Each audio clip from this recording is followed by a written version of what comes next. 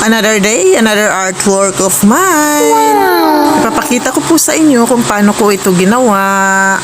Sana magustuhan nyo po. Seriously? Gagamit po tayo dyan ng sibuyas at kamatis.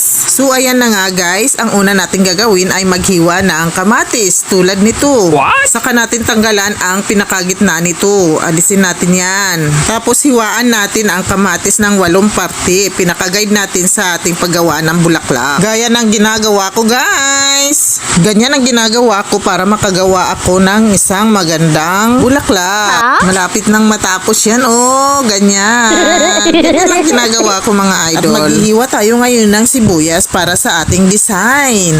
Hiwain lang natin ito ng maninipis gaya niyan. Kung napapansin nyo po, gumamit din po pala ako dito ng dahon ng bayabas. At dito na natin ipapatong ang ginawa nating bulaklak kanina. At lagyan natin ng sibuyas ang bawat pagitan nito. Kagaya ng ginagawa ko mga idol, oh, 'di ba? Ang ganda, 'di ba?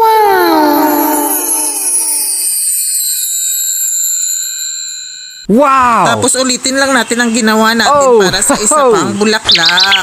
Ganyan lang ang paggawa. Tapos lagyan natin ng kalamansi sa gitna.